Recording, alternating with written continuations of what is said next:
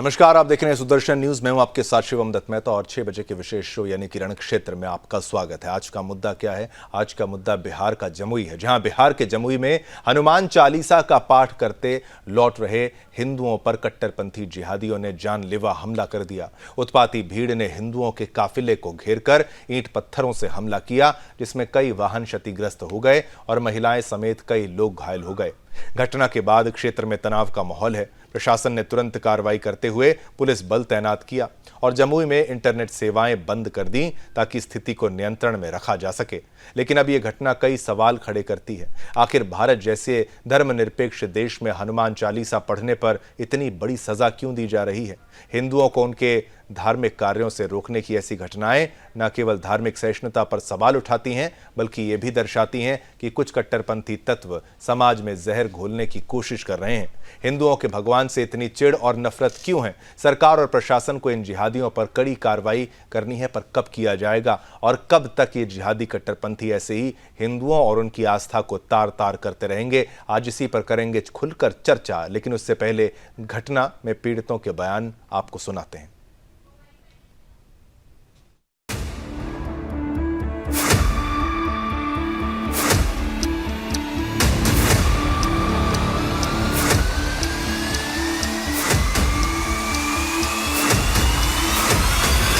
इन लोगों की आखिरी भूल होगी और ये जमुई जिला झाझा का बलियाडी का आखिरी घटना होगा। मैं एसपी साहब से हाथ जोड़ के निवेदन करती हूँ कि हमारे जमुई जिला का माहौल खराब ना हो।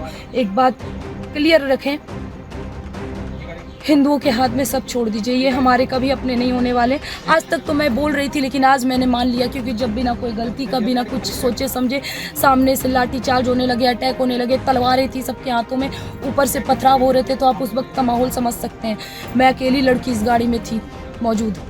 अब सोचिए उस समय का दृश्य क्या होगा। मैं लाइव आई थी ताकि लोगों को, शायद मुझे नहीं लगा मैं जीवित बच पाऊंगी, क्योंकि जिस प्रकार वो लोग कह रहे थे खुशबू पांडे को ढूंढो और जिंदा जला दो, तो मुझे नहीं लगता है कि मुझे ऐसा लगा था कि मैं जीवित बच पाऊंगी। लेकिन महादेव की कृपा से, श्री कृष्ण की कृपा से मैं जीवित बच गई। एसपी साहब से मैं बस यही चाहूँगी कि इसका उचित न्याय हो। अरे हम लोग अपना हनुमान चालीसा का पाठ कार्यक्रम करके जा रहे थे, हाँ, और अचानक कुछ लोगों ने पथरावबाजी शुरू कर दी। मुस्लिम इलाका है, मुस्लिम टोला है, वहीं के लोगों ने। कौन सा गांव है? ये बलियाडी गांव है, झाझा प्रखंड में पड़ता है, जमुई जिला बिहार राज्य है। हाँ। और पता नहीं ऐसा पत्थरबाजी क्यों हुआ, जबकि कोई सब शांतिपूर्वक जा रहे थे। प्रशासन की भी गाड़ी जा रही थी, प्रशासन की गाड़ी आगे आगे चल रही थी, हम लोग पीछे पीछे चल रहे थे। देखिए, घटनास्थल पर जो हमारे पुलिस पदाधिकारी हैं और एसडीएम यहाँ पर पहुँचे हुए हैं, और देखिए यहाँ पर पहुँचने के बाद ये पता चला कि दो पक्षों के बीच में कुछ बातों को लेकर बाताबाती हुई, जिसमें ये स्थिति हुई है। अभी फ़िलहाल जो स्थिति है वो सामान्य है। यहाँ पे हमारे जो फोर्स है पूरी यहाँ पे उपस्थित है, किसी प्रकार कोई दिक्कत नहीं है और जांच किया जा रहा है। देखते हैं आगे क्या है, बाकी स्थिति जो है वो सामान्य है। देखिए, अभी वो सब अनुसंधान का बात है, अभी अनुसंधान उसमें किया जा रहा है, कौन कौन इसमें घायल है उस चीज़ के ऊपर देखा जा रहा है। रविवार के दिन हम लोग जो है वहाँ पे सामूहिक रूप से हनुमान चालीसा का आरती करेंगे। अब हम लोग हनुमान चालीसा पाठ करने के दरमियान में ही वहाँ पे स्थानीय प्रशासन पहुँचते हैं, हम लोग का जायजा लेते हैं। जायजा लेने के बाद हम लोगों ने आश्वासन दिया कि हम लोग किसी भी तरीका से जो है हुड़दंगबाजी नहीं करेंगे। हम लोग शांतिपूर्ण तरीके से आए हैं, हनुमान चालीसा करके शांतिपूर्ण तरीके से यहाँ से चले जाएंगे। इतना में प्रशासन जो है आगे आगे प्रशासन की गाड़ी, पीछे पीछे हम लोग, कि किसी भी तरह के अप्रिय घटना न हो। फिर भी बावजूद प्रशासन के गाड़ी के सामने हम लोग के साथ इस तरह के पथराव हुआ। वो लोग हथियारबंद तरीके से आए थे। कितने थे वो लोग?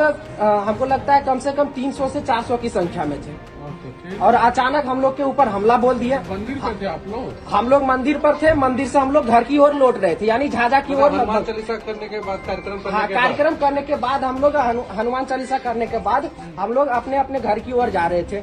तो रास्ता एक ही है, हम लोग वहाँ से निकल रहे थे और इतने में ही जो हम लोग के साथ अचानक जो है 300-400 की भीड़ आ जाती है, जिसमें महिला, पुरुष, बच्चे सभी लोग आके हम लोग के साथ पथराव करते हैं और इस तरह से जो है दर्जनों की संख्या में हमारे हिंदू शहरों को जो है क्षति पहुंचाने का कार्य किया, जिसमें कि अभी आप लोग देखे होंगे कि वर्तमान में हमारे जो जमुई के नगर परिषद के उप चेयरमैन नीतीश भैया हैं, उनको सर फाड़ के पूरा इस तरह से ये कर दिया। हिंदू सैनिक लोग घायल है इस घटना में। लगभग हमको लगता है 20 की संख्या में लोग घायल। अब जो पथराव होने लगा ना जी, तब आए। क्या आपको क्या यहाँ महसूस हो रहा है, क्या देखने में लग रहा है आपको? देखिए, जैसे कुछ आदमी जो है ना जमुई से कुछ लोग आए थे, जम्मू से? हाँ, जम्मू से आए थे। उसके बाद जो है बजरंग दल में जो है और बजरंग बली जो है ना जी, वहाँ पे पूजा पाठ किए और हनुमान चालीसा किए। जी। उसके बाद वहाँ से जो है वो गए, वहाँ खिचड़ी बनाया हुआ था ठीक, शिव मंदिर बलियाड़ी में, जी, वहाँ गए, खाना वाना खाए। उसके बाद वहाँ से आए और अपना अपना जो है गाड़ी खोल के इधर से जा रहे थे। फिर इसके बीच में उधर से मैंने पथराव हो रहा है, इधर से पथराव हो रहा है। तो कुछ तो वजह होगा ना, जब उधर से पथराव इधर से पथराव वजह अचानक, उनका ये था कि वो कहीं नारा वाल न लगाए, जय श्री राम का नारा लगा के बोली सब जा रहा है। मतलब नारा की वजह से लड़ाई हाँ, हुआ बोल है। नारा वाल लगा के जा रहा है।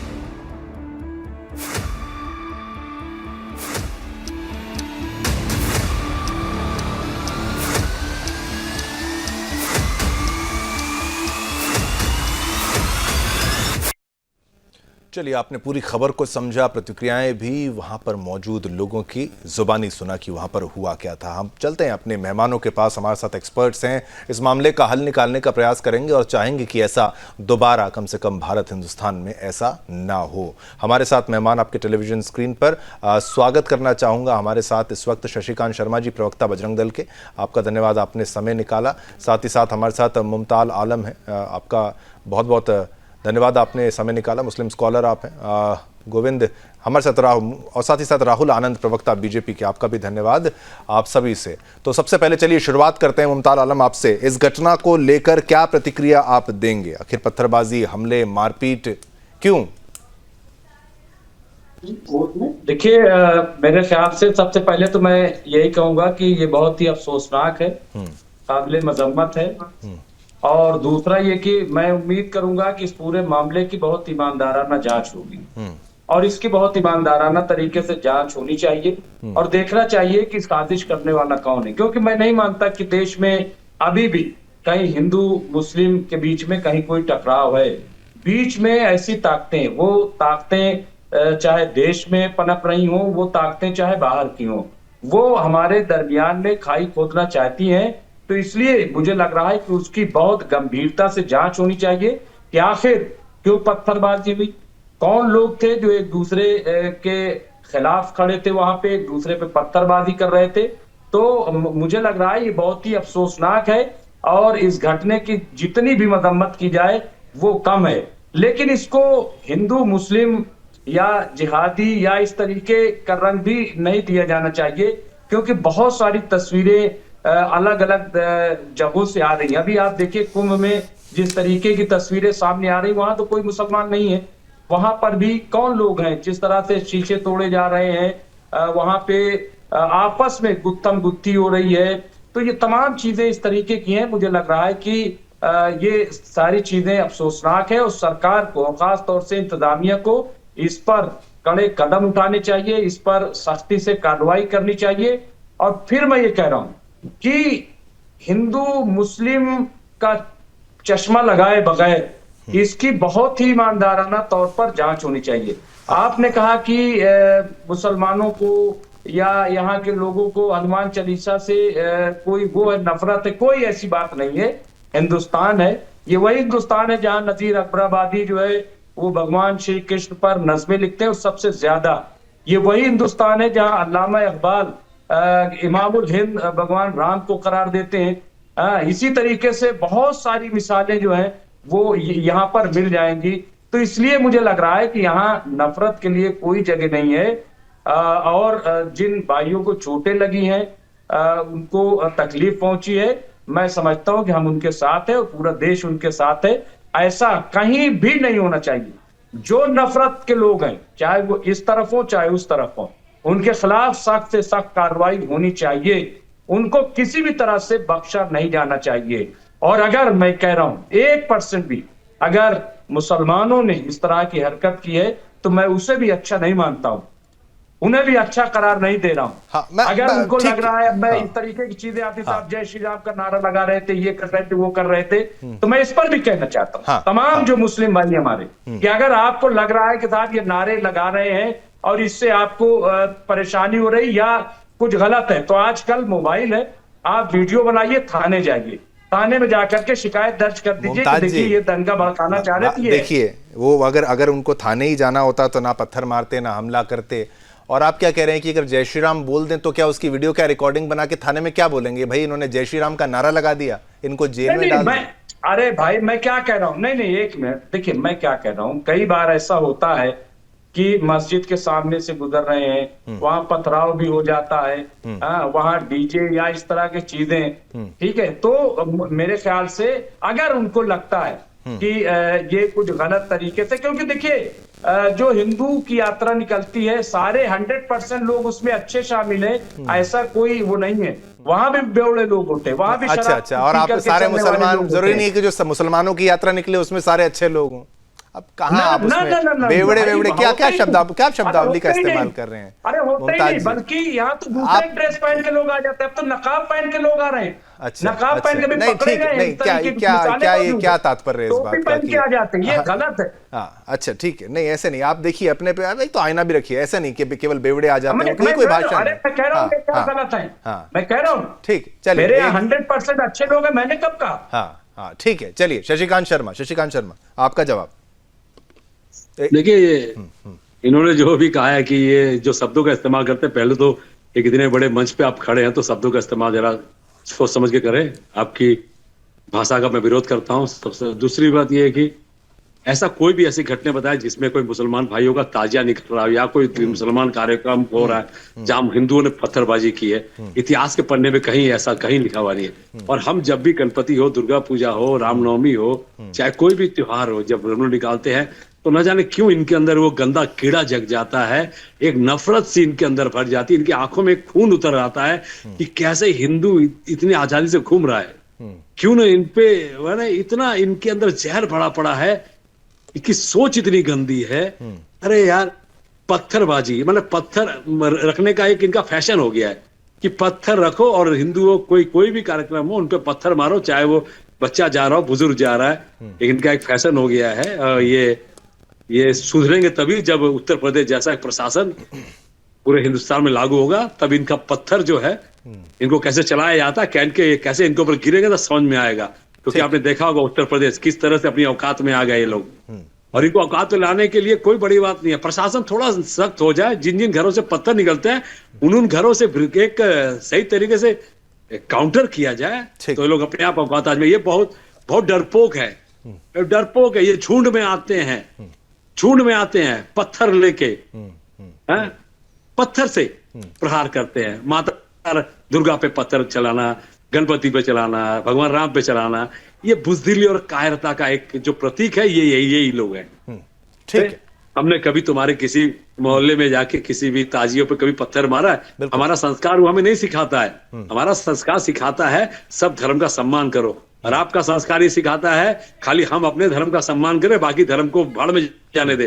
किंतु ये दिन अभी हम लोगों ने यूपी में भी सबको औकात उसकी बता दिए, जो घर में पत्थर रहा करते थे, और बहुत जल्दी वो समय आने वाला है कि इनको इनकी औकात मालूम पड़ जाएगी। जिस दिन पूरा देश हिंदू राष्ट्र होगा तब देखेंगे ये लोग कहां से पत्थर लाते हैं और किनके ऊपर पत्थर गिराते हैं।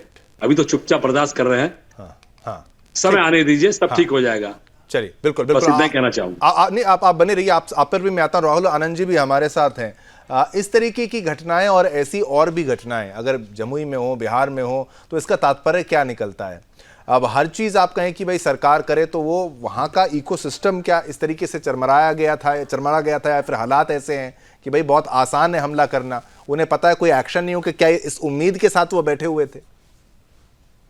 देखिए शिवम जी, सबसे पहली बात यह है कि इस चर्चे को शुरुआत करने से पहले अगर इस बात को मैं कहूं बजरंगबली के शान में, तो ये कहना सही होगा कि संकट कटे मिटे सब पीरा, जो सुमरो हनुमत बल बीरा। देखिए ये बिहार के अंदर इस प्रकार की जो घटना घटी है उसकी कड़ी निंदा करता हूं, मैं कड़ी शब्दों में निंदा करता हूं।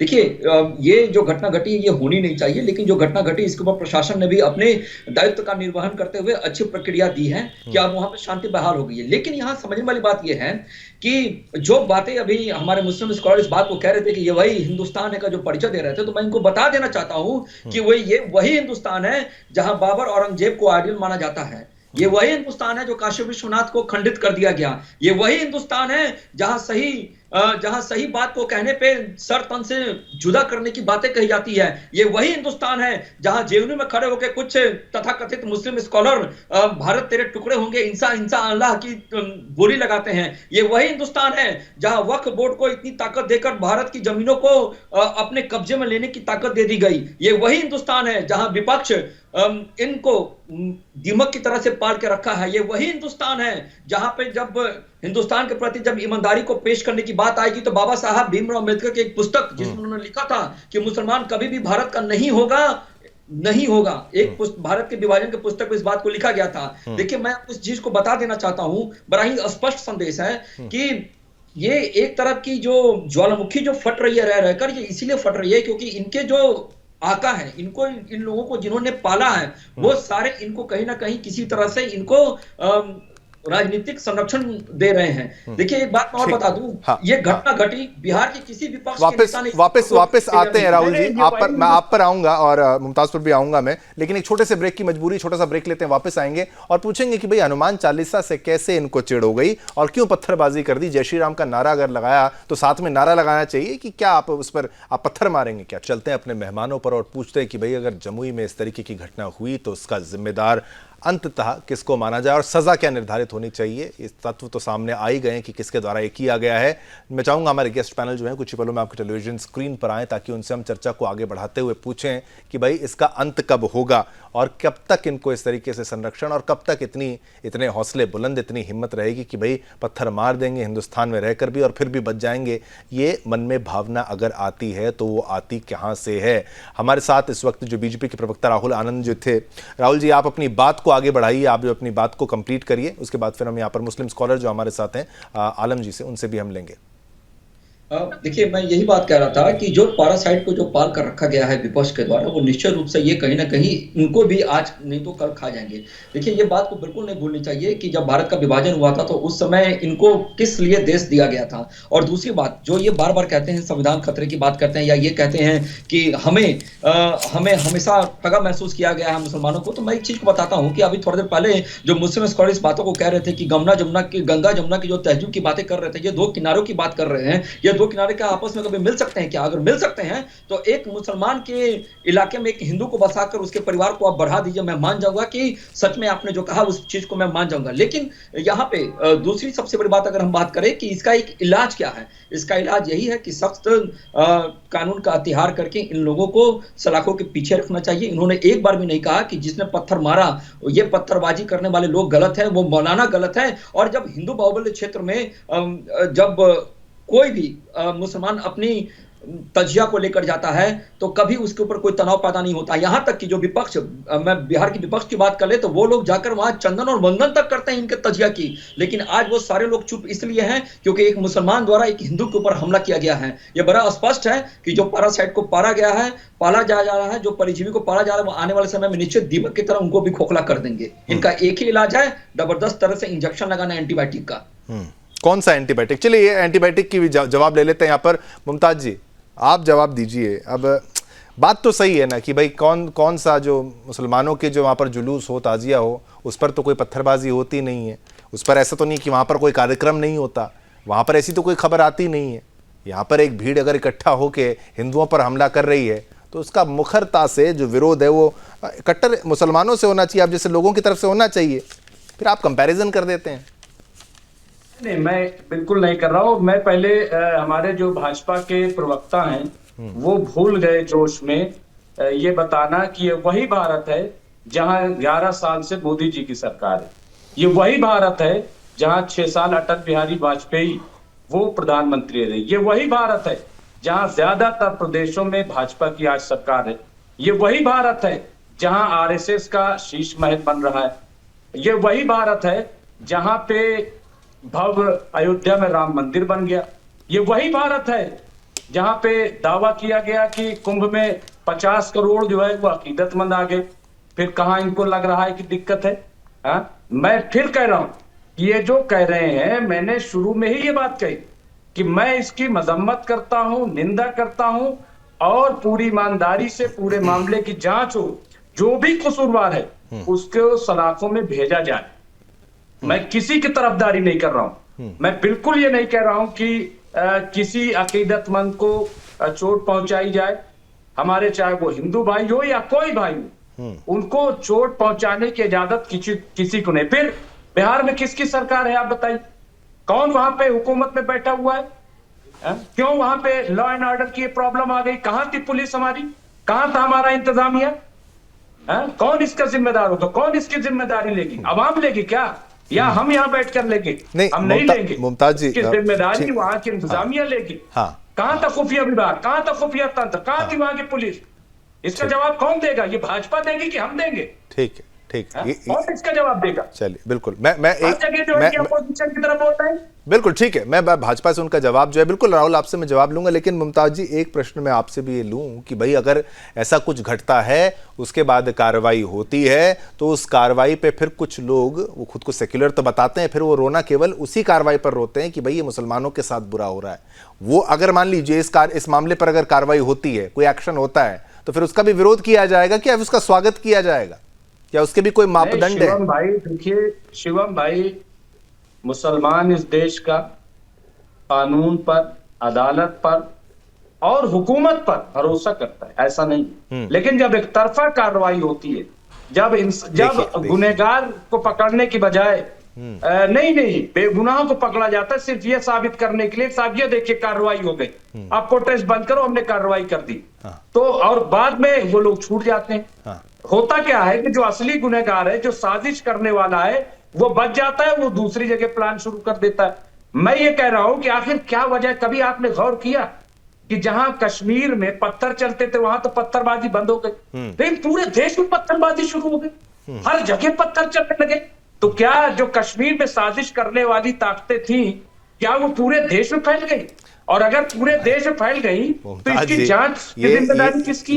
इसको पता लगाने की जिम्मेदारी किसकी है? कौन पता लगाएगा? हम पता लगाएंगे, आप पता लगाएंगे? नहीं। बिल्कुल। चलिए एक छोटा सा ब्रेक लेते हैं, फिर राहुल आनंद जी पर भी आएंगे, शशिकांत शर्मा जी भी हमारे साथ हैं। छोटा सा ब्रेक, दर्शकों वापस आएंगे, जिम्मेदारी भी तय करेंगे और उत्तर भी निकालेंगे कि भाई आखिर ये दोबारा कभी ना हो। हम तो ये चाहते हैं कि भाई कोई भी जिहादी, कोई भी जो कट्टरपंथी है, वो हिंदुओं पर इस तरीके से जय श्री राम बोलने पर या हनुमान चालीसा बोलने पर पत्थर ना मारे। फिर मुमताज आलम रिजवी ने जो कहा उसका जवाब हम ले लेते हैं यहाँ पर राहुल आनंद जी से कि भाई राहुल आप बताएं हमें कि भाई इनके जो आरोप हैं उसका उत्तर आपके पास क्या है, कि भाई वो क्या निगरानी हम करें? ठीक है, जो आरोप है वो सत्य है और जो लोग हैं वो बिल्कुल सत्य है, उसमें कौन शामिल है, लेकिन इस पर एक्शन कब और मेगा प्लान क्या और इसको रोकने की प्रक्रिया क्या? सबसे पहले मैं इनको बता दूं कि मुमताज जी को कि ये वही भारत है जहां एक यूपी जैसा राज्य है जिसकी बागडोर भारतीय जनता पार्टी के हाथ में है। ये वही भारत है जहां दिल्ली एक राष्ट्रीय राजधानी है और जहां बीजेपी की सरकार आते ही वहां पे जो रोहिंग्या मुसलमान है, जो मुसलमान अपना रंग बदलने लगे हैं। ये वही भारत है जहां उत्तराखंड में भारतीय जनता पार्टी की जब सरकार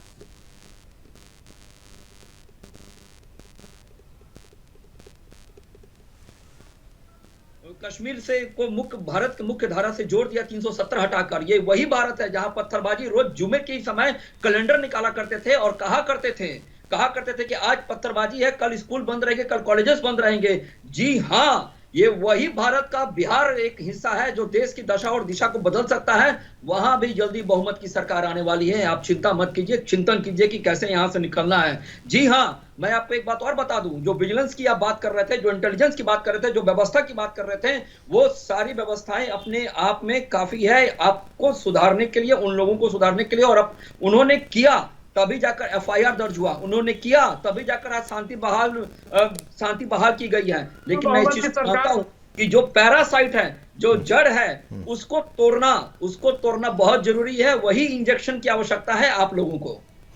ठीक है, क्या मुमताज कुछ कहना चाह रहे थे आप? नहीं, मैं ये कह रहा हूं, बड़ी अच्छी बात इन्होंने कह दी और ये ब्रेकिंग न्यूज हो गई।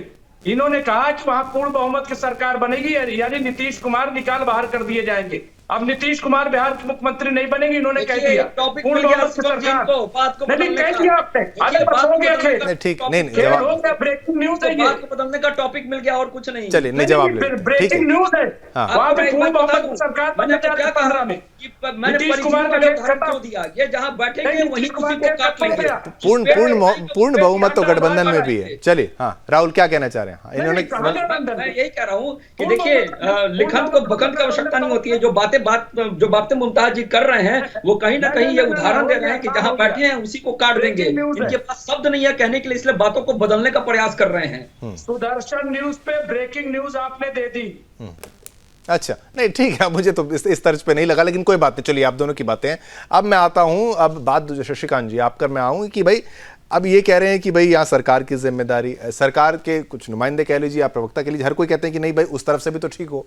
अब ये आपको लगता है कमी कहाँ पे, अगर है तो है क्या? भाई भड़काया जा रहा है तो हम पिछले 100 साल से यही बात कर रहे होंगे कि भाई मुसलमानों को भड़काया जा रहा है, किसके द्वारा वो सब जानेंगे।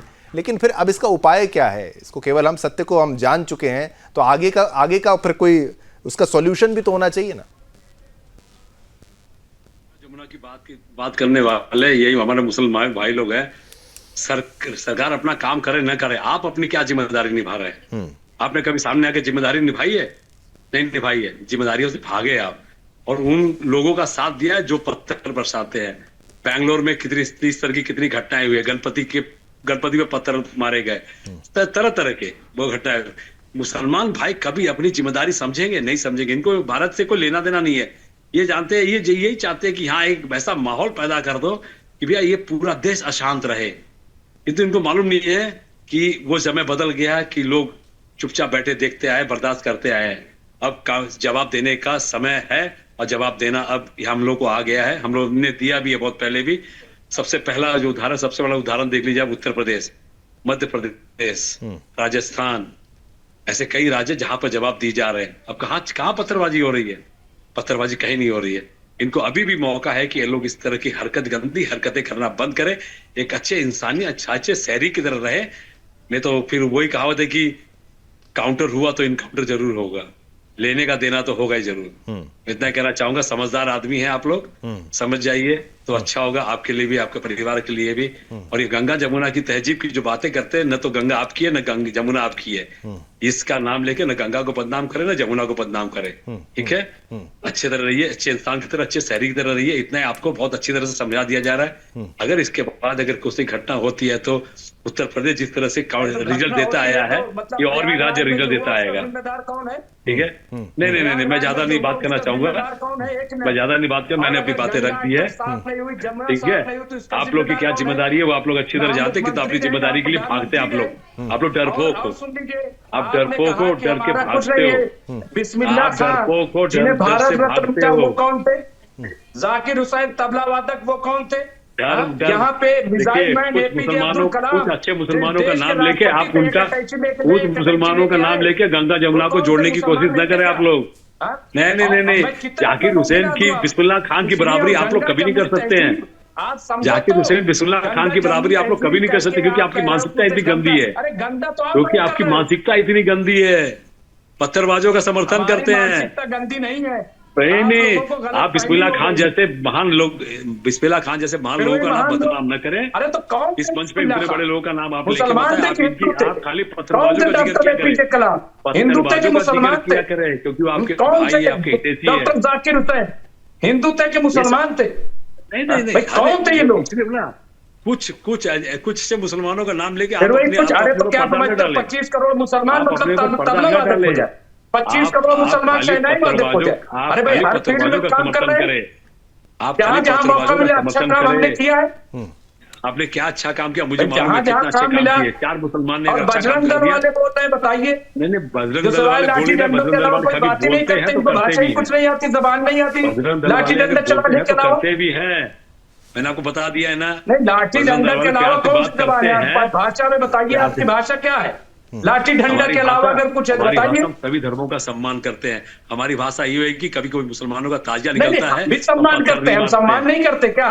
कहाँ आपको लग रहा है कि हम सम्मान नहीं करते? दूसरी चीज मैं कह रहा हूँ, सुदर्शन न्यूज चैनल से मैं गुजारिश कर रहा हूँ, देखिए अभी आपके यहाँ एक प्रोग्राम चला था यूएस आयट पर आपका एक प्रोग्राम चला था, उसमें कई चीजों का इंकशाफ किया गया, उसे बेनकाब किया गया कि कैसे फंडिंग होती। मैं फिर कह रहा हूं, हो सकता है कि इस देश में इस तरह की कोई फंडिंग होती हो कि जिसमें ये साजिश हो रही हो कि हिंदू मुस्लिम को लड़वाया जाए, ऐसे जलसों में, ऐसे जुलूसों में पत्थरबाजी करवाई जा रही हो, बिल्कुल। चलिए और मुमताज जी, मुमताज जी, मुसलमानों को लड़वाया जा रहा हो। मैं कह रहा हूं इसकी बहुत बढ़िया तरीके से जांच हो, और इसमें सुदर्शन चैनल, मैं डॉक्टर चौहान से भी कहूंगा कि वो इसमें इनिशिएटिव ले और इसको बेनकाब करें। दस्तखत आप भी करें, दस्तखत हम भी करते हैं। सामने आइए FIR रिपोर्ट में, आपका भी दस्तखत, हमारा भी दस्तखत हो, तब हो जाए गंगा जमुना की तजी। एक हाथ से ताली नहीं बजती है। हाँ, मुमताज जी कह रहे हैं कि भाई FIR लिखाने साथ चलिए। नहीं, एक पॉइंट इनका कहने से किसी से होता नहीं, ये कह रहे हैं कि भाई कंप्लेंट लिखाने साथ में चलते। आप नासमझ व्यक्ति है।